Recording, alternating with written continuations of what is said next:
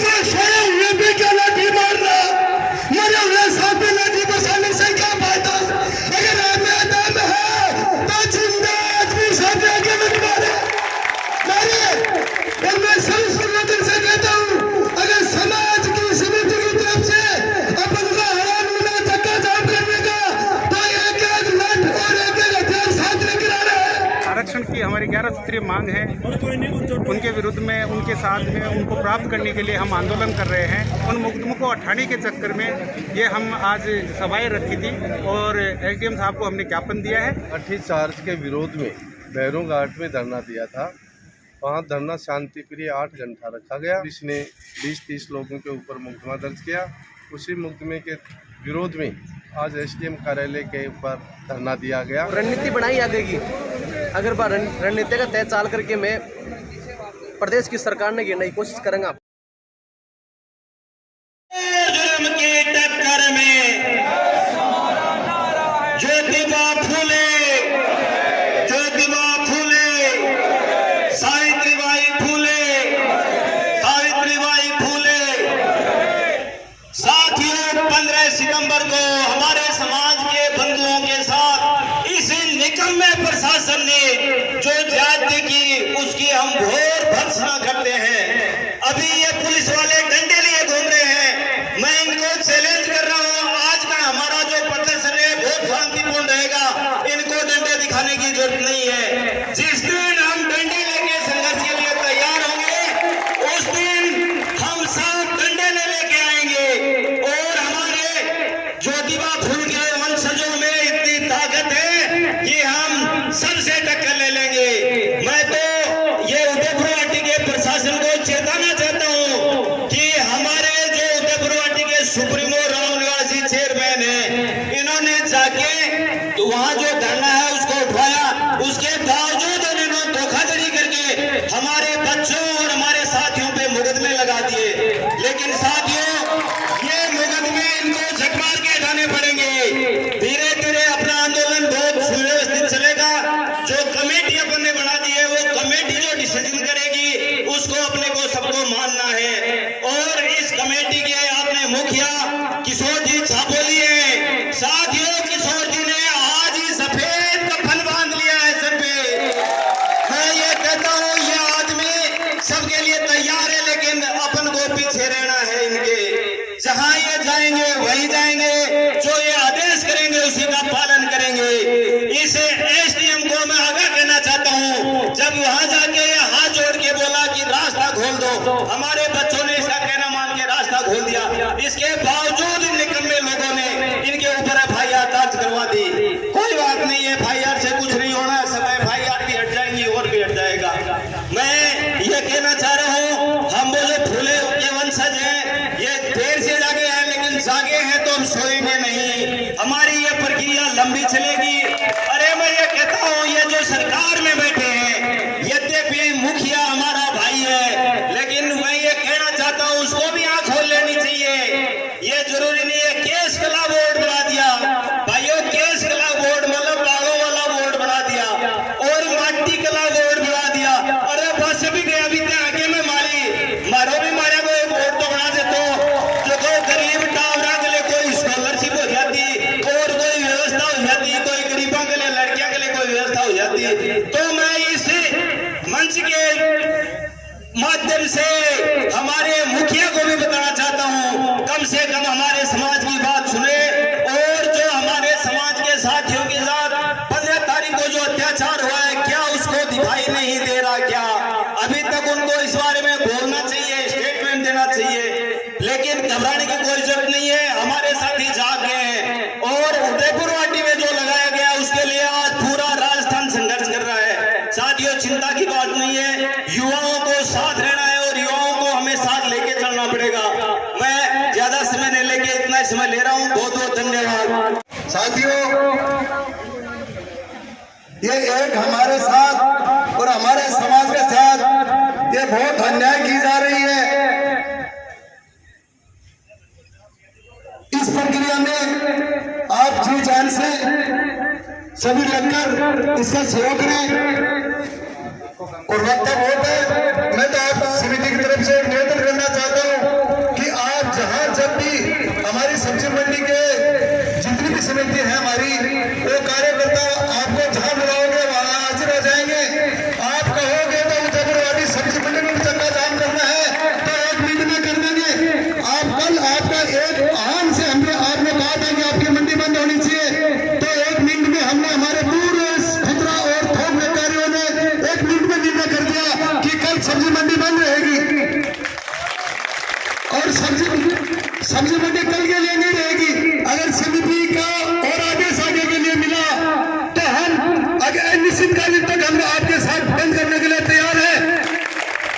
और मैं तो प्रशासन को खुली चेतावनी देना चाहता हूँ, अगर हमारे स्वयं है, हमारे सभी समाज के बंधुओं पर आपने अत्याचार किया है, अगर आपने दम है तो खुले बैठ कर यहाँ प्रशासन के सामने आकर अपना दम दिखाए।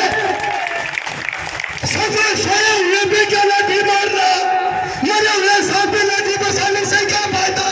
अगर आपने दम है तो जिंदा आदमी साथ आगे मारे। और मैं सभी संगठन से कहता हूँ, अगर समाज की समिति की तरफ से अपन का हराम गुना चक्का जाम करने का तो एक लाठ और एक हथियार साथ लेकर आ रहे हैं। अगर जिस परिस्थिति में प्रशासन चलेगा उस परिस्थिति में हम भी चलेंगे। सुन रहे साहब, दोनों कान खोल के, हमें कोई परवाह नहीं है, हमें कोई चुनाव नहीं लड़ना है, हम समाज के लिए कुर्बानी देने के लिए तैयार है। मैं समाज के प्रतिनिधियों से मैं कहना चाहता हूं कि हम आपके साथ हैं, आप हमारा सहयोग करो, आप हमारा सहयोग करो, इन नौजवानों को उत्साह बढ़ाओ, ये आपके लिए जी जान करने के लिए तैयार है। महात्मा ज्योतिबा फुले के वंशजों की इस फर्श को मैं नमन करते हुए यहाँ पधारे हुए इस संघर्ष में सभी साथियों का और मेरे जो अग्रज हैं उनको मैं नमन करता हूँ, उनका स्वागत करता हूँ। मैं इसके टेक्निकल इश्यू पर अपने विचार रखना चाहूंगा। राजस्थान के अंदर शोषित वंचित पीड़ित समाज वर्षों से जो अपना हक है उस हक की प्राप्त करने के लिए प्रशासन की ओर से, सरकारों की ओर से लगातार देख रहा था। अब उसमें धीरे धीरे जागृति आई है और जो उसका वास्तविक हक है वो उसे मिलना चाहिए। सदियों से षड्यंत्रों से, आजादी के 70 साल हो गए, 70 साल में षड्यंत्रों से उन अधिकारों से हमें वंचित किया गया। हम सब मिलकर संगठित होकर जो उदयपुरवाटी की संघर्ष समिति है उसके अंतर्गत अनुशासनबद्ध और लोकतांत्रिक ढंग से अपनी बात रखेंगे और जो अपना हक है वो हमारा अधिकार है, वो कोई भीख नहीं है, उस अधिकार को प्राप्त करने के लिए हम हर प्रकार से लोकतांत्रिक संघर्ष करेंगे।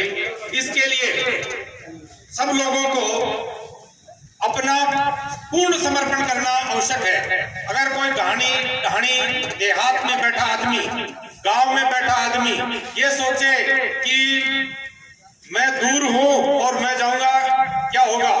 एक व्यक्ति से जुड़ने से वातावरण बनता है। इसलिए सबसे आग्रह है कि जो संघर्ष समिति जो भी धरना प्रदर्शन जो भी आग्रह करेगी उसमें अपना 100% योगदान दें और एक वातावरण बनाएं, क्योंकि राजस्थान पूरा उदयपुरवाटी की तरफ देखता है और उदयपुरवाटी इस आरक्षण संघर्ष समिति की तरफ देख रहा है। और आरक्षण संघर्ष समिति की ताकत हम जो सामने बैठे हुए लोग हैं वो हैं। इसलिए अपने ढाणियों से, देहात से, गांव से सब लोगों को जोड़े और हो सकता है बहुत बड़ा काम हो हमारे पास, उन कामों को छोड़ते हुए एक बार ऐसा पूरे राजस्थान को दिखाएं कि उदयपुरवाटी में लोग केवल संख्या में नहीं रहते, वो संगठित हैं और महात्मा ज्योतिबा फुले ने जो संघर्ष का रास्ता दिखाया उस पर वो चल सकते हैं। एक बार मैं सबसे आग्रह करूंगा कि हमारी संघर्ष समिति को जहां से अपन गांवों से आए हैं अपने उस गांव तक लेकर जाएं, वहां मीटिंग करें और अगला प्रदर्शन में जो हमारी अपेक्षा है उससे अधिक सुदृढ़ तरीके से इस आंदोलन को बनाएं। हम सब इसकी ताकत है। अगर सब लोग सोचेंगे उस ताकत को जुटाने में तो पूरे राजस्थान में एक संदेश आएगा और वो संदेश राजनीतिक हर प्रकार से सब पार्टियों के पास जाएगा। जो हमारी मांग है वो वाजिब है। अनेक बोर्ड बने हैं, उसमें हमारा बोर्ड बनना एक संवैधानिक अधिकार भी है, हमारा लोकतांत्रिक मांग भी है, हक भी है। लेकिन ये काम तभी परवान चढ़ेगा जब हम सब युवा लोग जिस गांव, ढाणी, देहात, वार्ड से आते हैं, वहां से हम अपने साथियों को लेकर अपने परिवार की पूर्ण भागीदारी करके अगर जुटेंगे तो हम इस चीज में सार्थक होंगे। पूरे राजस्थान सरकार को, भारत सरकार को एक संदेश देंगे।